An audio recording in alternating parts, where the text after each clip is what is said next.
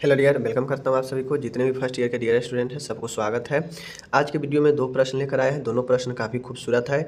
या तो long question में या शॉर्ट क्वेश्चन में पूछेगा ही पूछेगा। तो चलिए करते हैं शुरू। आपके सामने जो प्रश्न है देख सकते हैं। मैं बार बार कहता हूँ, आज का फंडामेंटल ऑफ नर्सिंग का प्रश्न है। फंडामेंटल ऑफ नर्सिंग का प्रश्न है जो आपके एग्जाम में तीसरा पेपर होता है। ठीक है, तीसरा पेपर होता है फर्स्ट ईयर में। तो उसका दो प्रश्न लेकर आए हैं, हम लोग रिवीजन करेंगे बढ़िया से। चलिए देखते हैं। पहला पूछ रहा है, हॉस्पिटल अस्पताल का वर्गीकरण। अस्पताल क्या है, अस्पताल के परिभाषा दें और अस्पताल का वर्गीकरण करें और अस्पताल के कार्य बताएं। तो आपसे भी एग्जाम में 5 नंबर में या तो अस्पताल के कार्य पूछ लेगा या अस्पताल का वर्गीकरण पूछ लेगा। ठीक है, और टोटल पूछेगा तो 10 नंबर में। ओके, चलिए देखते हैं। सबसे पहले आपको अस्पताल के बारे में जानना होगा। तो अस्पताल क्या होता है? तो एक ऐसा जगह, एक ऐसा स्थान जहाँ पे मरीजों का ट्रीटमेंट किया जाता हो, जहाँ पे संपूर्ण देखभाल, संपूर्ण स्वास्थ्य सेवा जो है प्रोवाइड किया जाता है, जहाँ पे पढ़ाई का भी, रिसर्च का भी काम होता है। ठीक है, वही अस्पताल होता है। समझ गए परिभाषा? अस्पताल एक संस्था है। अस्पताल क्या है? एक ऑर्गेनाइजेशन है, एक संस्था है जहाँ बीमार व्यक्तियों को उपचार प्रदान किया जाता है। जहाँ पे क्या होता है? बीमार व्यक्तियों का उपचार प्रदान किया जाता है। अब ऐसा नहीं है कि अस्पताल में अच्छे लोग जाकर इलाज करवाते हैं, अच्छे लोग भर्ती होते हैं, ऐसा होता है नहीं। इसीलिए रुग्ण व्यक्ति कहा गया है, यानी बीमार व्यक्ति। ठीक है, इनको उपचार प्रदान किया जाता है। साथ ही रोगों की रोकथाम से संबंधित गतिविधियां भी संचालित की जाती है। तो अस्पताल के बारे में जानिए कि अस्पताल एक संस्था की तरह काम करता है। ठीक है, जहाँ भी बहुत सारे लोग काम करते हैं, जहाँ भी एक यूनिट बन जाता है तो संस्था की तरह हो जाता है। तो अस्पताल भी एक संस्था है जहाँ बीमार यानी रुग्ण व्यक्तियों को उपचार प्रदान किया जाता है, ट्रीटमेंट दिया जाता है बीमार व्यक्तियों को। साथ में वहाँ पे जैसे रोग जो भयानक रोग है उसको रोकथाम के लिए भी गतिविधियाँ संचालित की जाती है। ठीक है, तो ये चीज़ें होता है। इसमें प्रशिक्षण प्राप्त यानी इसमें ट्रेनिंग प्राप्त डॉक्टर होते हैं, नर्सिंग होती है, पैरामेडिकल स्टाफ होते हैं द्वारा तथा विभिन्न प्रकार के उपकरणों द्वारा रोगों का निदान व चिकित्सा की जाती है। ठीक है, अब यहाँ पे जितने भी ट्रेनेड नर्स है, ट्रेनेड डॉक्टर है, ट्रेनेड पैरामेडिकल स्टाफ है, इन सब के द्वारा और साथ में विभिन्न उपकरणों के द्वारा रोगों का निदान व चिकित्सा, ट्रीटमेंट और डायग्नोसिस किया जाता है अस्पताल में ही। हॉस्पिटल शब्द जो है लैटिन भाषा हॉस्पिस से लिया गया है, जिसका अर्थ होता है आराम करना, जिसका अर्थ होता है धर्मशाला। ठीक है, जहाँ पे लोग आते हैं, दिखाते हैं। ठीक है ना। तो ये हो गया आपका अस्पताल के बारे में। क्या जान लिखिएगा कि अस्पताल एक संस्था है जहाँ पे रुग्ण व्यक्तियों का उपचार प्रदान किया जाता है, साथ में बीमारियों को रोकथाम से संबंधित गतिविधियां भी की जाती है। ठीक है, इसमें ट्रेनिंग डॉक्टर होते हैं, ट्रेनिंग नर्स, ट्रेनेड पैरामेडिकल स्टाफ और विभिन्न उपकरणों की सहायता से रोगों का निदान व चिकित्सीय सेवा दिया जाता है। हॉस्पिटल शब्द हॉस्पिस से लिया गया है, जिसका अर्थ है आराम करना। अब हॉस्पिटल बड़े पैमाने पर जो हॉस्पिटल होते हैं वहाँ पे रिसर्च के कार्य भी किए जाते हैं। वहाँ पे पढ़ाई, जैसे मेडिकल कॉलेज वगैरह होता है तो उसमें भी हॉस्पिटल होता है, लेकिन उसमें एक कॉलेज भी होता है जहाँ पे पढ़ाई होता है, रिसर्च का काम होता है। ठीक है, तो हॉस्पिटल में विभिन्न गतिविधियाँ किया जाता है और यही सब चीज़ जो है हॉस्पिटल होता है। तो ये चीज़ें समझ गए आप लोग। चलिए, यहाँ पे मैंने इसका इंग्लिश दे दिया है, जिनको इंग्लिश की ज़रूरत हो इंग्लिश में पढ़ लीजिएगा। ओके, अब आता है आपसे एग्जाम में पूछेगा कि अस्पताल के कार्य के बताइए। ठीक है, तो अस्पताल के कुछ प्रमुख कार्य निम्नलिखित है। फंक्शन ऑफ हॉस्पिटल, चलिए बताते हैं। ये तो आप नॉर्मल क्वेश्चन है, आप खुद से भी लिख सकते हैं कि अस्पताल के क्या कार्य है। देखिए, अस्पताल के कार्य है कि प्रिवेंशन फ्रॉम डिजीज, यह बीमारी से बचाने का कार्य करता है, बिल्कुल सही है। यह स्वास्थ्य के पुनर्स्थापना करता है, रिहेबिलिटेशन करता है, मतलब व्यक्ति को पुनः अपने जीवन में वापसी दिलाता है, अस्पताल स्वस्थ करवाता है। ठीक है, आगे है यहाँ पे स्वास्थ्य की उन्नति, प्रमोशन होता है हेल्थ का, हेल्थ में सुधार आता है। ठीक है, रोगों का इलाज व निदान करना, अस्पताल में अस्पताल का काम है कि रोगी जो है उसके रोगों का इलाज करना, उसका निदान करना, यानी डायग्नोसिस और ट्रीटमेंट का काम भी होता है यहाँ पे। रोगी की देखभाल करना, केयर ऑफ पेशेंट, तो अब इसका काम है। अस्पताल का एक और काम है कि रोगी का देखभाल भी किया जाता है यहाँ पे, बिल्कुल सही है। केयर ऑफ द इंजर्ड, यहाँ पे घायलों का भी देखभाल किया जाता है, बिल्कुल सही है। बाह्य रोगी सेवा, यहाँ पे ओपीडी भी सेवा भी चलता है। समझ रहे हैं बातें को, यहाँ पे ओपीडी भी सेवा चलता है। आगे है आगे है 8वां है मेडिकल एवं नर्सिंग अनुसंधान करना। यहाँ पे रिसर्च का काम, नर्सिंग और मेडिकल सबका रिसर्च का भी काम चलता है, ठीक है। प्रोफेशनल लोगों को प्रशिक्षण देना, बड़े बड़े जहाँ अस्पताल होता है, छोटे क्लिनिक के तो मैं बात नहीं, छोटा जो होता है वो क्लिनिक हो जाता है, लेकिन जहाँ पे बेड अवस्थित होता है, जहाँ पे 2 4 5 6 बेड लगा हो कम से कम, वह अस्पताल में आता है। तो उस कंडीशन में वहाँ पे ट्रेनिंग का भी काम होता है। देखते होइएगा छोटे छोटे जो कार्यकर्ता होते हैं उनको ट्रेनिंग भी दिया जाता है। बड़े में जाइएगा मेडिकल कॉलेज वगैरह में तो वहाँ पे MBBS के पढ़ाई भी होता है, डॉक्टर सबको ट्रेनिंग इंटर्नशिप भी कराया जाता है, ठीक है। तो ये सब काम होता है आपके अस्पताल के। तो देखिए दिमाग को शांत रख के समझिएगा कि अस्पताल क्या है, अस्पताल में क्या काम होगा, तो खुद से भी आप लिख सकते हो, कोई दिक्कत नहीं है। अभी और मैंने 10 काम बताया, आप हॉस्पिटल के और भी काम को बता सकते हैं, ठीक है। ये हो गया। अब प्रश्न आता है अस्पताल का वर्गीकरण। अस्पताल का वर्गीकरण कहने का मतलब है क्लासिफिकेशन ऑफ हॉस्पिटल, कि हॉस्पिटल को किन किन आधार पर बांटा गया है, ठीक है। तो देखिए अस्पताल का वर्गीकरण अनेक प्रकार से आप कर सकते हैं। अब जो हॉस्पिटल है आप लोग देखते होइएगा कि किसी में जाते हैं तो 4 बेड रहता है, किसी में जाते हैं तो 20-30 बेड रहता है, किसी में जाते हैं तो 200-250, किसी में 100 बेड रहता है, किसी में 50 बेड रहता है, किसी में 300, किसी में 1000 बेड रहता है। तो उसी लगभग उसके बाद देखते होइएगा आप लोग कि कोई हॉस्पिटल स्पेशलिस्ट होता है, कोई सुपर स्पेशलिस्ट होता है, कोई मिक्स वाला होता है जहाँ पे सभी चीज़ का ट्रीटमेंट चलता है, ठीक है ना। और उसी प्रकार से आप लोग देखते होइएगा कि कितना हॉस्पिटल सरकारी के द्वारा चलता है, कितना सारा हॉस्पिटल है जो प्राइवेट से भी चलता है, और कितना सारा हॉस्पिटल है जो ट्रस्ट से चलता है, चैरिटी से, समझ गए।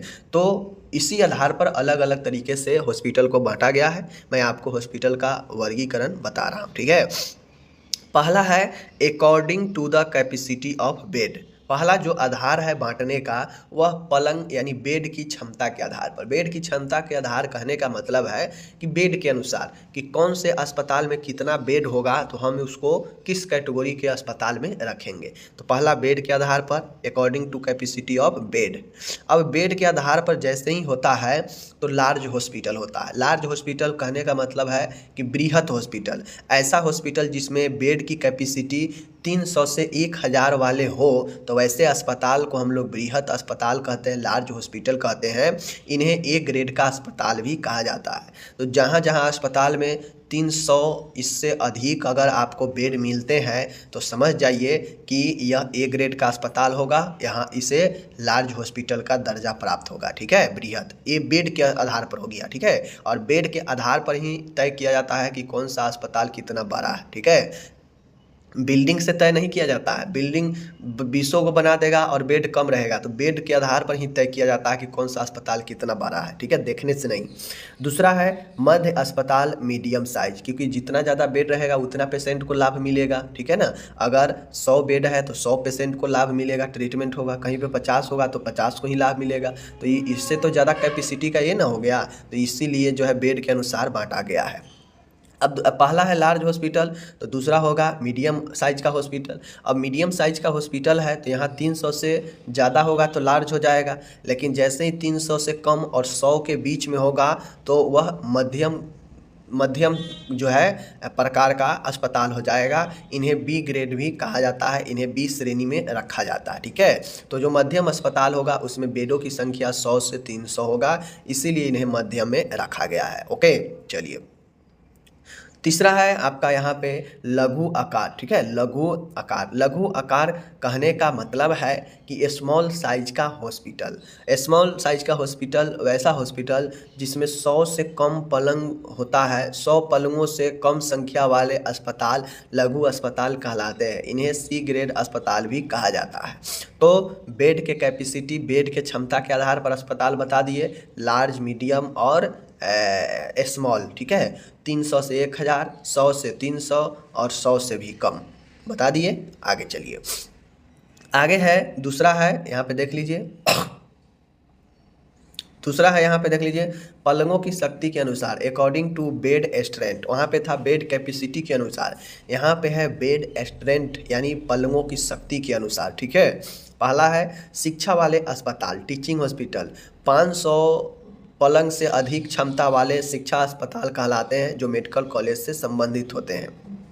आपको पता होना चाहिए कि पलंगों की शक्ति के अनुसार जो है अलग अलग जो है आपको पलंगों के बेड स्ट्रेंथ के अनुसार भी अस्पताल को, वो तो हो गया संख्या के हिसाब से, लेकिन यहाँ पे प्रॉपर बेड के स्ट्रेंथ पर ही बांटा जाता है अस्पताल को। ठीक है, वो तो हो गया, हम निर्धारण कर लिए कि हाँ 100 होगा तो इतना होगा, अगर 100-300 से ज़्यादा है तो इतना है, 100 से कम है तो इतना है, तो वो तो हम संख्या पर निर्धारण कर लेंगे कि लार्ज है, स्मॉल है, छोटा है। लेकिन अगर हमें सिर्फ बेड के स्ट्रेंथ पर तय करना हो कि कौन सा अस्पताल किस कैटेगरी का है, तो उसके लिए हम लोग बेड स्ट्रेंथ चेक करते हैं। जैसे कोई भी मेडिकल कॉलेज होता है तो मेडिकल कॉलेज 500 या इससे अधिक बेड का होगा, तभी जाके उसको टीचिंग का दर्जा मिलता है, टीचिंग हॉस्पिटल का, जहाँ पे MBBS की पढ़ाई, PG की पढ़ाई, ये सब नर्सिंग का पढ़ाई ये सब किया जाता है। तो जितने भी मेडिकल कॉलेज होगा उसमें 500 से अधिक, 500 या इससे अधिक जो है बेड लगा रहता है। इस क्षमता वाले अस्पताल होते हैं जो मेडिकल कॉलेज से संबंधित होते हैं, तो इसे टीचिंग हॉस्पिटल हम लोग कहते हैं मेडिकल कॉलेज को भी। ठीक है, टीचिंग हॉस्पिटल, क्योंकि इसमें पढ़ाई भी होता है। दूसरा है जिला अस्पताल। अब बेड स्ट्रेंथ के आधार पर डिस्ट्रिक्ट हॉस्पिटल है। डिस्ट्रिक्ट हॉस्पिटल जो होता है 200 से 300 पलंगों की क्षमता वाले जिला अस्पताल कहलाते हैं। ठीक है, तो ये जो होता है 200 से 300 बेड वाले, इसे हम लोग जो है जिला अस्पताल कहते हैं, जो हम लोग को आता है कहाँ पे, डिस्ट्रिक्ट में जो क्या बोलते हैं सदर हॉस्पिटल होता है, वो वाला जिला अस्पताल। ठीक है, ध्यान दीजिएगा, ये सब capacity, bed capacity, bed strength के तौर पर हम लोग बांट रहे हैं हॉस्पिटल को। ठीक है, तहसील अस्पताल, तहसील अस्पताल होता है, समझ गए, जो 50-100 से 200 पलंगों की क्षमता वाले अस्पताल तहसील अस्पताल कहलाते हैं। ठीक है, उसके बाद आगे है सामुदायिक स्वास्थ्य केंद्र, जो CHC होता है, या 30 से 50 पलंगों की क्षमता वाला अस्पताल CHC अस्पताल होता है। PHC से नीचा होता है तो 6 से 10 पलंग की क्षमता वाले स्वास्थ्य केंद्र प्राथमिक स्वास्थ्य केंद्र कहलाते हैं, जहाँ पे 4 से 6 बेड या 6 से 10 बेड हो सकते हैं। तो यह 5 जो है मैंने आपको बता दिया, शिक्षा अस्पताल, जिला अस्पताल, तहसील अस्पताल, सामुदायिक स्वास्थ्य जिला अस्पताल हो गया। उसके बाद होता है आपका यहाँ पे सामुदायिक स्वास्थ्य केंद्र होता है। ठीक है, उसके बाद आपका है प्रारंभिक स्वास्थ्य केंद्र, मीन्स प्राइमरी हेल्थ केयर। तो ये मैंने आपको क्लियर कर दिया। ठीक है, ये हो गया आपका बेड स्ट्रेंथ के हिसाब से अलग अलग कैटेगरी के अस्पताल बांटे गए हैं। ठीक है, कि इतना बेड होगा तो ये अस्पताल, इतना बेड होगा तो इतना बेड पर इतना ये अस्पताल। ठीक है, चलिए, और लार्ज और स्मॉल भी तय करना हो तो बेड के हिसाब से ही, और अगर कैटेगरी बांटना हो कि कौन सा अस्पताल कहाँ पे होगा कितने बेड का, तो वहाँ भी बेड स्ट्रेंथ से ही पता करेंगे। ठीक है, अब तीसरा आता है, पहला समझ गए बेड कैपेसिटी के हिसाब से, दूसरा समझ गए बेड स्ट्रेंथ मतलब बिस्तर के क्षमता के हिसाब से, पहला में हम लोग समझ गए, दूसरा हम लोग समझ गए बेड स्ट्रेंथ के हिसाब से, और अब तीसरा हम लोग समझ रहे हैं कि according to the ownership. Ownership या कंट्रोल, ऑनरशिप या कंट्रोल कहने का मतलब है कि अस्पताल किनके अधीन में है, किनके द्वारा चल रहा है, क्या प्राइवेट सेक्टर में है या फिर सरकार के कंट्रोल में है या फिर ट्रस्ट के कंट्रोल में है, होता है ना। तो ऑनरशिप इसका कौन है या इसका कंट्रोल किसके हाथ में है, हम इस आधार पर भी अस्पताल को वर्गीकरण कर सकते हैं। पहला है चैरिटेबल। चैरिटेबल कहने का मतलब है कि यह नॉन प्रॉफिटेबल अस्पताल होते हैं, यह लोगों की सेवा के लिए चलाए जाते हैं जो समाज सेवी व दानदाताओं के नियंत्रण में होते हैं।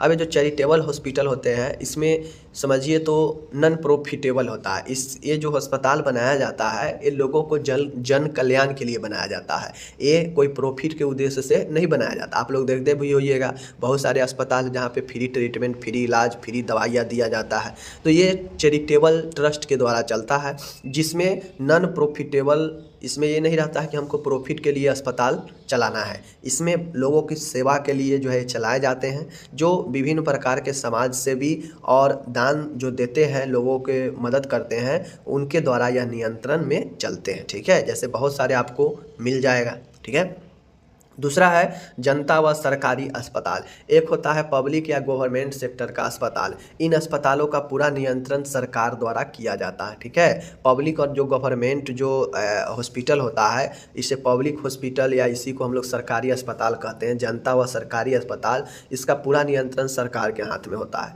जैसे आप लोग देखते हैं मेडिकल कॉलेज हो गया, PHC CHC हो गया, सदर हॉस्पिटल हो गया, ये सब सरकारी है, सरकार के हाथ में इसका नियंत्रण है। तीसरा है सामूहिक अस्पताल, कोऑपरेटिव या नॉन गवर्नमेंट हॉस्पिटल। यह अस्पताल बड़े बड़े औद्योगिक घरानों के द्वारा चलाए जाते हैं, जिनका मुख्य उद्देश्य पैसा कमाना होता है। इन्हें व्यापारिक रूप से चलाया जाता है। वही चीज़ें हैं कोऑपरेटिव या non government hospital. Non government hospital कहने का मतलब है कि यह सरकारी नहीं होता है। ये बड़े बड़े जो सोचते हैं कि हमको पैसा कमाना है तो वह अस्पताल खोलते हैं, और वो उनका मुख्य उद्देश्य पैसा कमाना होता है, प्राइवेट सेक्टर जिसे हम लोग कह सकते हैं, ठीक है। तो यह तीन जो है नियंत्रण के हिसाब से अस्पताल को बांट दिए, ठीक है। चलिए आगे है, चौथा है उद्देश्य की दृष्टि से। उद्देश्य की दृष्टि से कहने का मतलब है कि according to the objectives. Objectives कहने का मतलब है कि उद्देश्य के आधार पर। अब उद्देश्य के आधार पर भी अलग अलग जो है आपके हॉस्पिटल को बांटे जाते हैं। उद्देश्य के आधार पर हॉस्पिटल को अलग अलग बांटा जाता है, ठीक है। पहला है शैक्षणिक व शोध के अस्पताल के उद्देश्य पर, ठीक है। अब मान गए अस्पताल खोलना है तो उद्देश्य के आधार पर भी खोल सकते हैं कि किसके लिए हम उस अस्पताल खोल रहे हैं। तो एक अस्पताल होता है जहाँ पे ट्रेनिंग कम रिसर्च हॉस्पिटल, ठीक है। अब ऐसा अस्पताल होता है जहाँ पे टीचिंग का और रिसर्च दोनों का काम होता है, इसी उद्देश्य से खोला भी जाता है। तो इन अस्पतालों का मूल उद्देश्य शोध एवं अनुसंधान करना होता है, जिसमें औषधि निर्माण, दंत चिकित्सा आदि की शिक्षा दी जाती है। इनके साथ मेडिकल कॉलेज संलग्न होते हैं, ठीक है। तो जो टीचिंग और रिसर्च होता है, टीचिंग कम रिसर्च होता है, तो यहाँ पे इसका मूल इसीलिए खोला जाता है कि यहाँ पे पढ़ाई और रिसर्च दोनों पर जोर दिया जाए ऐसे अस्पताल में, ठीक है। आगे चलिए, दूसरा है सार्वजनिक hospital, general hospital. General hospital, इन अस्पतालों में सभी प्रकार के समान रोगों का इलाज किया जाता है। इसके द्वारा हर प्रकार के रोगों की सेवा प्रदान की जाती है। जनरल सेवा का मतलब होता है कि जो हर बीमारी का ट्रीटमेंट, हर एक बीमारी का सेवा प्रदान करता है। जनरल हॉस्पिटल जो जिसको कोई भी बीमारी का मन हो जाके दिखा सके, जैसे मेडिकल कॉलेज वगैरह, सदर हॉस्पिटल वगैरह, ये सब जनरल हॉस्पिटल होता है, ठीक है। तीसरा है विशेष अस्पताल, स्पेशलाइज अस्पताल। उद्देश्य के आधार पर स्पेशलाइज जो है आपके अस्पताल होते हैं। ऐसे अस्पताल में विशेष रोगों का इलाज किया जाता है, जैसे आँख का अस्पताल, टीबी का अस्पताल, ठीक है, कैंसर का अस्पताल। तो ये सब स्पेशलिस्ट हॉस्पिटल होता है जहाँ पे स्पेशल बीमारी का इलाज किया जाता है। और एक होता है जनरल, जहाँ पे जनरल बीमारियों का इलाज किया जाता है। स्पेशल हॉस्पिटल में स्पेशल बीमारी का ही इलाज किया जाता है, ठीक है। चौथा है आइसोलेशन हॉस्पिटल, पृथकता वाले अस्पताल, ठीक है। पृथकता वाले अस्पताल कहने का मतलब है कि ऐसे अस्पतालों में छूत के रोग व संक्रमण वाले रोगों के रोगियों को रखा जाता है, जिससे कि यह बीमारी किसी स्वस्थ को न हो सके, जैसे महामारी के रोग। तो आइसोलेशन हॉस्पिटल होता है जहाँ पे सिर्फ संक्रामक बीमारी वाले मरीजों को ही रखा जाता है, स्वस्थ मरीजों को नहीं रखा जाता है। तो ये हो गया उद्देश्य के आधार पर। उद्देश्य के आधार पर भी मैंने बता दिया, टीचिंग और रिसर्च वाला, ठीक है, स्पेशल, जनरल अस्पताल, समझ गए। उसके बाद आइसोलेशन और हॉस्पिटल, ओके। चलिए एंड आखिरी यहाँ पे बचता है पांचवा जो आधार है वह चिकित्सीय प्रणाली का आधार है, मतलब according to the system of medicine. Medicine मतलब अब आप लोग देखते होइएगा कि आयुर्वेदिक अस्पताल होता है, एलोपैथिक अस्पताल होता है, ठीक है, यूनानी अस्पताल होता है। तो यह ट्रीटमेंट के हिसाब से, मेडिसिन के हिसाब से अलग अलग प्रणाली में बांटा गया है, ठीक है। पहला है एलोपैथिक हॉस्पिटल होता है, जो चलता है दवाई वगैरह, केमिकल वगैरह जो हम लोग ज़्यादातर यूज अभी एलोपैथिक ही कर रहे हैं, तो यह एलोपैथिक हॉस्पिटल होता है। एक होम्योपैथिक अस्पताल होता है, ठीक है, एक आयुर्वेदिक अस्पताल होता है, एक यूनानी का अस्पताल होता है, एक yoga and nature care hospital होता है, ठीक है, योग एवं प्राकृतिक चिकित्सा अस्पताल। तो यह हो गया चिकित्सा प्रणाली के आधार पर कि किसमें कौन सा चिकित्सा प्रणाली अपनाया जाता है। तो आप लोग पढ़े हैं, यह सब चिकित्सा प्रणाली है। आयुष पढ़े हैं ना, एलोपैथिक, होम्योपैथिक, आयुर्वेदिक, यूनानी, yoga and nature care hospital, तो ये सब चीज़ें आपका हो गया। और 5 आधार पर मैंने आपको अस्पताल का वर्गीकरण बता दिया। आपको रिवीजन करना है तो बढ़िया से पढ़िए। चलिए आगे चलते हैं, ठीक है। चलिए अब यहाँ पे जो भी लोग हैं इंग्लिश वाले, आप इंग्लिश में जो है ज़रूर इसको देख सकते हैं, ठीक है। इंग्लिश में कंप्लीट जो है आपको यहाँ पे मिल जाएगा, इंग्लिश में भी आप इसको जो है देख सकते हैं। तो बिल्कुल यहाँ पे घबराना नहीं है, टोटल के टोटल मैंने आपको इंग्लिश में दे रखा है, तो आपको अपने हिसाब से इंग्लिश में इसको कंप्लीट कर लेना है, ठीक है। अगर आप पढ़ते हैं तो अच्छी बात है, नहीं पढ़ते हैं तो क्या ही कर सकते हैं, ठीक है। नहीं पढ़िएगा तो फिर कोई बचाने वाला भी आपको नहीं आएगा, ना घर भी मदद करेगा, घर कहेगा तुम इतना पैसा लेके बर्बाद किए, तुमको जॉब नहीं हो रहा, तुम बैठ गए। तो ऐसे सुनने से बढ़िया है कि पढ़ाई कीजिए तभी जॉब होगा, नहीं तो माय डियर आपको कोई जॉब नहीं दे सकता है, ये मैं गारंटी देता हूँ। फंडामेंटल का सबसे बड़ा प्रश्न है, मोस्ट VVI यह प्रश्न है आप सभी के लिए। प्रश्न का नाम है बिस्तरी घाव, इसी को दूसरे भाषा में स्याय व्रण या फिर दाव व्रण कहा जाता है, ठीक है। इसी को हम लोग डेकुबेटस अल्सर कहते हैं, बेड अल्सर कहते हैं, या इसी को बेड सोर जो है डायरेक्ट लिखा रहता है। तो अगर आपसे एग्ज़ाम में प्रश्न जो है आ जाए कि दाव व्रण या सैया व्रण के बारे में बताएं डेकुबेटस अल्सर के, तो आपको टेंशन नहीं लेना है, ठीक है। कम्प्लीटली आपको मैं पढ़ा दूंगा जिससे एग्ज़ाम में कोई दिक्कत ना हो, ओके। चलिए हम आज यहाँ पे देखते हैं। सबसे पहले इस चीज़ को जानिए कि आखिर ये दाव व्रण है या सैया व्रण है या बिस्तरी घाव, सब वही उसी का नाम है। यह होता क्या है, पहले इस चीज़ को समझिए माय डियर। नाम से आपको कुछ पता लग रहा होगा कि दाव व्रण या बिस्तरी घाव, मतलब बिस्तरी घाव मतलब बिस्तर से होने वाला घाव, बिस्तरी घाव। अब ये होता कैसे है, तो जब कोई व्यक्ति या कोई मरीज लंबे समय तक किसी बिस्तर पर लेटे रहता है या कुर्सी पर बैठे रहता है या फिर एक ही पोजीशन में वह लंबे समय से जो है बने रहता है, तो इसके कारण होता यह है कि उसके शरीर के जो ऊतक होते हैं दबाव पड़ने के कारण उस क्षेत्र पर जो है उस अंग में ब्लड सर्कुलेशन कम हो जाता है। और हम लोग जानते हैं कि जैसे ही ब्लड सर्कुलेशन कम होगा जिस भी ऑर्गेन में, तो वहाँ का जो टिश्यू है, जो हमारा ऊतक है, वह डेड होने लगता है, ख़त्म होने लगता है, और इस कंडीशन में वहाँ पे घाव बन जाता है। और इसी को जो है हम लोग दाव व्रण, बिस्तरी व्रण या बिस्तरी घाव कहते हैं। इसे सैया व्रण, डेकुबेटस अल्सर भी कहा जाता है। तो समझ गए। इसको हम थोड़ा सा अगर कहें तो किसी व्यक्ति या किसी मरीज, अब देखते होइएगा बहुत सारे ऐसे मरीज होते हैं जो कई कई महीने तक, कई कई दिनों तक जो है बेड पर पड़े रहते हैं, ठीक है। ना वो चलते हैं ना फिरते हैं, तो उनको बेड पर ही सब चीज़ जो है बाथरूम हो गया, मूत्र हो गया, भोजन पानी स्नान सब उनका बिस्तर पर ही जो है करवाया जाता है। तो वैसा व्यक्ति जो लंबे समय से, या वैसा मरीज जो लंबे समय से एक ही बिस्तर पर एक ही पोजीशन में लंबे समय से बने रहता है, तो उस कारण से शरीर के हिस्सों में जो है दबाव पड़ता है, और दबाव पड़ने से वहाँ रक्त संचार कमता है, और रक्त संचार कमने से वहाँ का जो टिश्यू होता है, चूँकि रक्त संचार कमता है तो ऑक्सीजन नहीं मिल पाता है बॉडी को उस भाग में, और फिर वहाँ का जो टिश्यू ऊतक होता है वह डैमेज होने लगता है, मीन्स क्षतिग्रस्त होने लगता है, और ऊतकों को क्षति होने के नेक्रोसिस कहते हैं, और वहाँ पे घाव जो है बन जाता है, ऊतक सड़ जाता है, ठीक है। इसे ही हम लोग दाव व्रण, बिस्तरी व्रण या बिस्तरी घाव कहते हैं, या इसी को सैया व्रण भी कहते हैं। तो आप लोग को समझ में आ गया होगा कि बिस्तरी घाव क्या होता है। एक लाइन में समझिए कि बिस्तरी घाव वह घाव होता है जो लंबे समय से एक ही पोजीशन में, चाहे बैठिए चाहे लेटिए चाहे खड़े रहिए, एक ही पोजीशन में अगर लंबे समय से है तो वहाँ पे दबाव पड़ेगा, और दबाव पड़ने से वहाँ ब्लड सर्कुलेशन कमेगा। जब ब्लड सर्कुलेशन कमेगा तो उस पार्ट में ऑक्सीजन की कमी हो जाएगा, और जब ऑक्सीजन की कमी हो जाएगा तो वहाँ का टिश्यू जो है क्या होगा, डेड होने लगेगा, क्षतिग्रस्त होने लगेगा, और वहाँ पे घाव उत्पन्न हो जाएगा। तो यही घाव बिस्तर से होने वाला घाव यानी बिस्तरी घाव कहलाता है। आप लोग देखते भी होइएगा कि कोई व्यक्ति अगर बहुत दिनों से बेड पर पड़ा है, कोई मरीज बहुत दिनों से पड़ा है, तो उसके देखते होइएगा स्किन में जो है फोड़ा फोड़ा जो है निकल जाता है, घाव टाइप से हो जाता है, तो यही बिस्तरी घाव होता है। समझ गए चीज़ों को।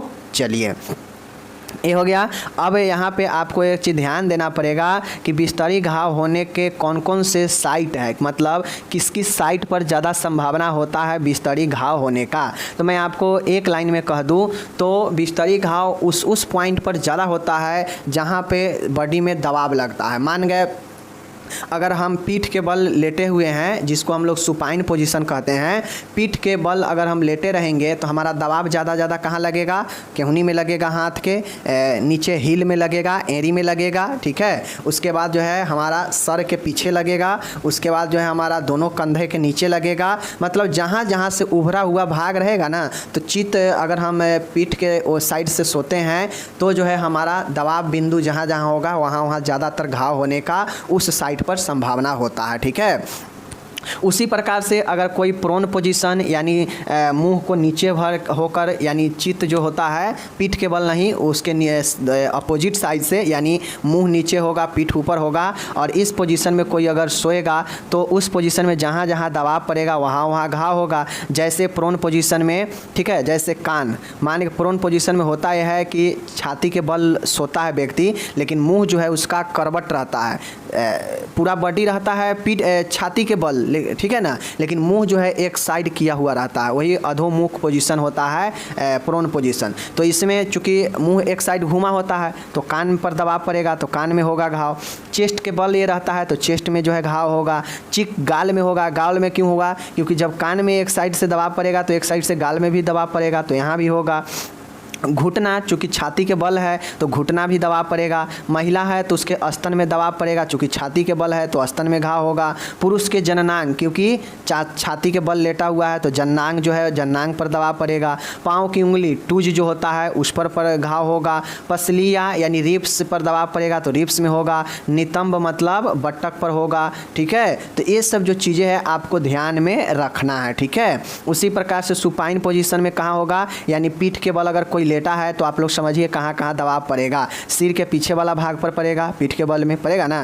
कंधा पर पड़ेगा, बिल्कुल पड़ेगा। कोहनी जो है दोनों साइड में रहेगा तो वहाँ भी पड़ेगा। कमर पर भी दबाव पड़ेगा, बतख पर भी पड़ेगा, एड़िया पर भी पड़ेगा। तो यह सब सुपाइन पोजीशन है। पोजीशन के हिसाब से दबाव पड़ेगा और वहाँ पे घाव जो है उत्पन्न होगा, ठीक है। तीसरा है लैटरल पोजीशन। मीन्स लैटरल मतलब जानते हैं, करवट, लेटा हुआ पोजीशन। तो लेटे हुए पोजीशन में एक साइड के, कोई भी साइड के कान दबा हुआ रहेगा तो कान में होगा। कंधा भी जिस साइड आप करवट है उस साइड का कंधा दबा होगा तो कंधा पर प्रेशर पड़ेगा। गाल के ग्रेटर तो गाल में घाव होगा, सीधा सोचिए गाल में होगा। टखना में होगा, जो एंकल है हमारा उसके बगल में होगा घाव। तो यह पार्श्व है, लेटरल पोजीशन है। चौथा है फाउलर पोजीशन। अब आप लोग फाउलर्स पोजीशन पढ़े हैं कि फाउलर पोजीशन में क्या होता है कि व्यक्ति जो है अपना दबाव जो है, पीठ का दबाव जो है बेड के तरफ देता है और बैठा हुआ रहता है। तो बैठने में बटक पर भी दबाव पड़ेगा, एड़ी पर भी दबाव पड़ेगा, ठीक है। कंधा पर दबाव कैसे पड़ेगा, क्योंकि व्यक्ति अपना भार पीछे की तरफ दिया हुआ है। सैक्रम में होगा, सिर के पिछला भाग में भी होगा, कोहनी में भी होगा। तो यह सब फाउलर पोजीशन है। अगर आपको पोजीशन के बारे में पता है तो आप आराम से दबाव बिंदु को लिख सकते हैं और वहीं पे घाव ज़्यादा संभावना रहता है। पाँचवा है बैठी हुई पोजीशन, सिटिंग पोजीशन। अब बैठी हुई पोजीशन का मतलब है कि बतख पर, नितंब पर होगा, एरिया पर होगा, सैक्रम पर होगा, कंधा पर होगा। यह सब बैठने में जो है दबाव पड़ता है। तो यह जो है आप अपने हिसाब से लिख लीजिएगा। नॉर्मली हो गया प्रोन पोजीशन, लैटरल पोजीशन, ठीक है ना, supine position, Fowler position, sitting position. तो यह पोजीशन सब है जहाँ जहाँ पे दबाव पड़ेगा जिस पोजीशन में, वहाँ वहाँ पे घाव होने की उस साइड पर संभावना होती है। तो यह तो हो गया हमारा पोजीशन यानी स्थान घाव होने का। तो मैंने बता दिया। आप जो है पोजीशन याद रखिएगा ना, तो पोजीशन से ही आप जो है पॉइंट बिंदु को याद रखिएगा। अब पूछ रहा है कारण कि किन किन कारण से है जो है दाब व्रण होते हैं, यानी बेड सोर, ठीक है। तो अब हम लोग जगह देख चुके हैं कि कहाँ कहाँ पे यह घाव होगा। तो अब हम लोग कारण देखेंगे कि कौन कौन से कारण हैं। तो माय डियर, मुख्यतः दो कारण होते हैं। एक डायरेक्ट होता है और एक आपका क्या होता है, प्री डिस्पोजिंग फैक्टर होता है, ठीक है।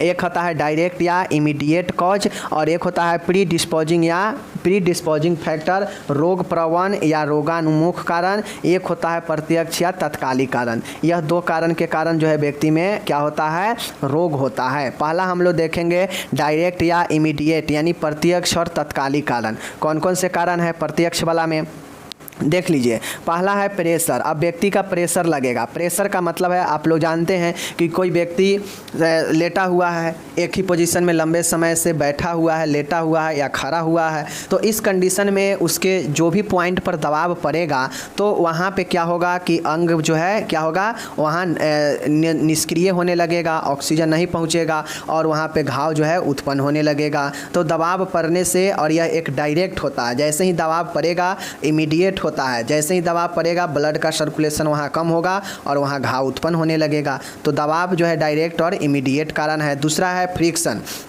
आप लोग देखते होइएगा कि आपके घर्षण लगने से भी व्यक्ति को जो है क्या होता है, घाव हो जाता है। मान गए आपका ऐसा बेड है, ऐसा बेड बनाए हुए हैं, मरीज उस पर लेटा हुआ है, लेकिन वह बेड जो है काफ़ी कठोर और खुरदुरी सतह के है, जहाँ पे रगड़ पड़ने से जो है वहाँ का ऊतक शरीर का क्षतिग्रस्त हो जाता है और घाव हो जाता है। तो बेड पर फ्रिक्शन लगने से, घर्षण होने से भी घाव हो सकते हैं, और जैसे ही फ्रिक्शन लगेगा घाव उत्पन्न होने लगेगा। तो यह डायरेक्ट और इमीडिएट कारण होता है। ठीक है। तीसरा है नमी, मॉइस्चर। मॉइस्चर का मतलब होता है कि लंबे समय से किसी मरीज के शरीर के ऊतक, अंग यदि नमी के संपर्क में रहते हैं तो उसकी त्वचा नम होने के कारण आसानी से गल सकते हैं और त्वचा का मृदुकरण भी हो जाता है। ठीक है। ऐसे मरीज जिन्हें पसीना ज़्यादा आता है उन्हें भी दाब व्रण होने की संभावना होती है। नमी का मतलब है, आप नॉर्मली समझिए कि कोई सामान को अगर हम लंबे समय तक भिगो कर रखेंगे तो वह सड़ गल जाएगा। उसी प्रकार से अगर कोई व्यक्ति लंबे समय से नमी के संपर्क में रहेगा तो वहाँ पे उसका जो है त्वचा और जो उसका ऊतक है आसानी से क्या हो जाएगा, नरम हो जाएगा, मृदु हो जाएगा, जिससे उस पर घर्षण और दबाव पड़ना बिल्कुल आसान हो जाएगा और वहाँ पे घाव उत्पन्न होने लगेगा। तो ऐसे मरीज जो नमी के संपर्क में ज़्यादा रहते हैं उन्हें दाब व्रण होने की संभावना अधिक होती है। तीसरा हो गया। चौथा है रोगजनक जीवों की उपस्थिति। रोगजनक का मतलब क्या होता है पता है, जो रोग उत्पन्न करने वाला जीवाणु हो उसी को रोगजनक कहते हैं। ठीक है। नियमित रूप से साफ सफाई न होने से शरीर में सूक्ष्म जीव उत्पन्न या उपस्थित हो जाते हैं, अतः त्वचा पर संक्रमण हो जाते हैं और जिससे जो है यह घाव उत्पन्न कर सकते हैं। तो डायरेक्ट कारण में यह भी होता है कि मान गए अगर कोई व्यक्ति लंबे समय से बिस्तर पर पड़ा हुआ है तो अगर उसको आप साफ़ सुथरा नहीं रखते हैं तो उसमें इन्फेक्शन हो जाएगा और इन्फेक्शन से उसके त्वचा पर घाव जो है उत्पन्न होने लगेगा। तो यह भी एक बिस्तरी घाव का ही कारण बन सकता है, जो कि इमीडिएट और डायरेक्ट के अंतर्गत हो सकता है। तो मैंने आपको बताया, 4 कारण बताया, घर्षण होना, दबाव पड़ना, ठीक है, नमी होना और सूक्ष्म जीवों के कारण जो है यह 4 कारण इमीडिएट हो सकते हैं जिसके कारण बिस्तरी घाव हो सकते हैं। तो यह 4 कारण याद रखिएगा। ठीक है। बी नंबर है, हम लोग देखे हैं रोगों उन्मुख कारण, pre disposing cause. Pre disposing cause का मतलब होता है कि वैसा कारण जो आपको पूर्व में शरीर में होने से जो है होता है। जैसे जीवन शक्ति, आपके बॉडी का जो लाइफ पावर है, जो लाइफ आपका शरीर का जो जीवन शक्ति है वह घटा हुआ है, बहुत ज़्यादा कमजोरी, दुर्बलता होना, शरीर में सूजन होना, ओबेसिटी मतलब मोटापा होना, क्षतिग्रस्त रक्त संचार, यह सब जो है आपको प्री डिस्पोजिंग फैक्टर होते हैं जो रोग उत्पन्न करने के कारण बन सकते हैं। ठीक है। अब यह सब जो है कारण हो सकते हैं, जैसे एडिमा मतलब सूजन होना, मोटापा बढ़ना, ब्लड का संचार कम होना, दुर्बलता होना, घटी हुई जीवन शक्ति, यह सब जो है आपके रोग उत्पन्न करने वाला कारण है, जिससे क्या होता है कि व्यक्ति के अंदर ब्रेस्ट शोर भी हो सकता है। तो ये हो गया। अब हम लोग देखेंगे दाब व्रण के लक्षण। अब मानिए कि कोई व्यक्ति को अगर बिस्तरी घाव हो जाता है तो उसमें क्या क्या लक्षण दिखाई देंगे। तो अगर किसी को घाव हो जाता है तो क्या क्या होगा, वहाँ पे लालिमा होगा, ठीक है, जलन महसूस होगा यानी बर्निंग सेंसेशन होगा, दाब बेदाना होगा, ठीक है, टेंडरनेस होने लगेगा, बेचैनी यानी इरिटेशन होगा, वहाँ पे ऑक्सीजन का कमी होगा जिससे वहाँ का त्वचा नीला होने लगेगा, साइनोसिस होने लगेगा, असुविधा होने लगेगा, ठीक है, स्थानीय एडिमा मतलब वहाँ पे सूजन होगा और प्रभावित क्षेत्र ठंडा व संवेदनहीन जो है लगने लगेगा। तो यह सब जो है कारण है। आप नॉर्मली देख सकते हैं कि जहाँ पे घाव होता है वहाँ पे लालिमा होता ही है। वहाँ पे नीला क्यों पड़ता है, क्योंकि वहाँ पे ऑक्सीजन का कमी होता है। बेचैनी हो सकता है, इरिटेशन, ठीक है, टेंडरनेस हो सकता है, जलन वहाँ पे हो सकता है, ठीक है। उसके बाद जो है असुविधा हो सकता है, पेशेंट को शरीर में सूजन हो सकता है उस जगह पे, और प्रभावित क्षेत्र ठंडा और संवेदनशील लगने लगेगा, सेंसिटिविटी। तो यह जो है कुछ आपके लक्षण हो गए। अब इम्पोर्टेंट चीज़ें हैं, बिस्तरी घाव के कौन कौन से स्टेज होते हैं। बिस्तर अब अभी तक हम लोग क्या क्या देखे हैं, याद होनी चाहिए। पहले देखें बिस्तरी घाव, उसके बाद देखें कि बिस्तरी घाव कहाँ कहाँ पे होगा, किस किस पोजीशन में होने से कौन कौन से जगह पर दबाव पड़ेगा और वहाँ पे घाव होगा। तो स्थान देखे हैं यानी साइट देखे हैं बेड सोर का। उसके बाद हम लोग कारण देखे हैं। कारण में दो कारण, एक इमीडिएट या डायरेक्ट और दूसरा प्री डिस्पोजिंग फैक्टर यानी रोगा उन्मुख कारण। दो कारण था। जो हमारा डायरेक्ट कारण था उसमें चार चीज़ें था, नमी था, जो है नमी था, उसके बाद जो है नमी के बाद हम लोग को देखे हैं कि वहाँ पे नमी था, दबाव था, घर्षण था और सूक्ष्म जीव था। तो ये चार कारण था। अब हम लोग आ गए, अब हम लोग लक्षण देखे हैं कि क्या क्या लक्षण होता है, तो लक्षण भी देख लिए। अब ये बिस्तरी घाव किन किन स्टेज में होता है, यह स्टेज को देखेंगे कि बिस्तरी घाव पहले हल्का होगा, फिर उससे ज़्यादा होगा तो दूसरा स्टेज, फिर उससे ज़्यादा होगा तो तीसरा स्टेज, और अगर बिल्कुल पूर्ण तरीका से जो है क्षतिग्रस्त हो जाएगा तो चौथा स्टेज। मतलब कोई भी बीमारी पहले छोटा होता है, फिर उससे हल्का ज़्यादा होगा तो दूसरा स्टेज, फिर उससे ज़्यादा होगा तो तीसरा स्टेज, फिर उससे भयंकर होगा तो चौथा स्टेज। मतलब क्रमिक दर क्रमिक बढ़ते रहता है और वह अपने प्रभाव को धीरे धीरे बढ़ाते रहता है। तो वही स्टेज बाय स्टेज जो है बढ़ते रहता है। ठीक है, तो वही हम लोग स्टेज यानी अवस्था को देखेंगे बिस्तरी घाव को। पहला है फर्स्ट स्टेज। ठीक है, फर्स्ट स्टेज में क्या होता है कि रोगी के त्वचा लाल हो जाता है, रेड हो जाता है, त्वचा में चमक आने लगती है, रोगी का एपिडर्मिस त्वचा सम्मिलित होता है, मतलब सिर्फ और सिर्फ ऊपर का जो है त्वचा सम्मिलित होता है, तथा त्वचा नरम व पीड़ाजनक हो जाता है। तो फर्स्ट स्टेज जो होता है ना, नॉर्मली उसमें स्किन में जो है चेंजेज आता है, जैसे स्किन का लाल हो जाना, स्किन में चमक आना, ठीक है, नरम पड़ना, सॉफ्टनेस हो जाना, ठीक है, और यह सब जो है ऊपरी त्वचा यानी एपिडर्मिस जो है स्किन पर, ये सब चेंजेज होता है। तो पहला स्टेज कोई खास नहीं होता है, सिर्फ रंग में परिवर्तन और वहाँ जो है उस जगह पर नरम और पीड़ाजनक होता है, यही परिवर्तन होता है। दूसरा स्टेज जो होता है इसमें त्वचा जो है धीरे धीरे नीला पड़ जाता है। नीला क्यों पड़ता है? क्योंकि वहाँ दबाव पड़ने से ऑक्सीजन का कमी हो गया है और ब्लड का कमी हो गया है, जिससे ब्लड कमी है तो ऑक्सीजन भी कम होगा, और ऑक्सीजन कम होगा तो नीला पड़ेगा ही, साइनोसिस होगा ही वहाँ पे। तथा एपिडर्मिस के साथ साथ डर्मिस लेयर भी प्रभावित हो जाता है। त्वचा पर पानी से भरे फफोले उत्पन्न हो जाते हैं तथा खुले घाव की तरह दिखाई देने लगते हैं। दूसरा स्टेज जो होता है वह फर्स्ट स्टेज से थोड़ा जो है ज़्यादा हानिकारक होता है। सेकेंड स्टेज में फफोले जो है स्किन पर आ जाते हैं, और जो रेडनेस था फर्स्ट में, लालिमा था, वह लालिमा अब जो है नीलापन में बदल गया है। ठीक है, और यह एपिडर्मिस के साथ साथ डर्मिस तक जो है इसका असर जो है सेकेंड स्टेज में चला जाता है, और फफोले आ जाते हैं और खुले घाव की तरह दिखने लगता है घाव। तो दूसरा स्टेज में नॉर्मली याद रखिएगा कि त्वचा लाल से नीला हो जाता है और फफोले पड़ जाते हैं, और एपिडर्मिस से डर्मिस जो है प्रभावित होने लगता है। तो ये चीज़ें हो गया। तीसरा स्टेज में अब जब आइएगा तो आपके जो त्वचा है उसमें तीनों परतें कौन कौन, एपिडर्मिस, डर्मिस तथा सबक्यूटेनियस, तीनों परत प्रभावित हो जाते हैं और घाव में रिसाव शुरू हो जाता है तथा त्वचा का रंग भूरा व नीला पीला पड़ जाता है। तो जब आपके घाव बहुत ज़्यादा मवादेदार हो जाएगा, मवाद पीप भर जाएगा और वह जो है पीला और भूरा नीला हो जाएगा और वह तीनों लेयर को प्रभावित कर देगा, तो यह तीसरे स्टेज का घाव होता है और यह जो है ख़तरनाक हो जाता है। ठीक है, एंड चौथे स्टेज है, देख लीजिए, यह बड़ी गंभीर अवस्था होता है। इस अवस्था में घाव बहुत ही गहरा हो जाता है तथा हड्डी तक यह घाव चला जाता है और घाव से बदबू आने लगता है, बिल्कुल वहाँ का स्किन मांस सड़ जाता है और उत्तक पूर्ण तरीक़ा से नष्ट हो जाते हैं और त्वचा जो है रंग काला हो जाता है। और यही हमारा फोर्थ स्टेज का होता है और फोर्थ स्टेज में बहुत ज़्यादा भयानक हो जाता है। तो आप लोग याद रखिएगा, first stage, second stage, third stage and fourth stage, यही फोर्थ स्टेज जो है आपके होते हैं। ठीक है, याद रखिएगा। अब यहाँ पे देखिएगा, बेड सोर सबक्यूटेनियस पेशेंट, देख लीजिए, दाब व्रण ग्रहणशील मरीज। ठीक है, दाब व्रण से जो है कौन कौन से जो है व्यक्ति को जो है दाब व्रण होने का ज़्यादा संभावना होता है। ठीक है, ज़्यादा संभावना किन व्यक्तियों में होता है दाब व्रण बिस्तरी घाव होने का? तो अनकॉन्शियस पेशेंट, जो पेशेंट अनकॉन्शियस हो, अचेतन हो, बेहोश हो, तो वह बेड पर कितना दिन के बाद उसको होश आएगा कोई नहीं जानता है। अगर लंबा समय लगेगा तो बिस्तरी घाव हो सकता है। तो अचेतन मरीज को संभावना ज़्यादा होता है।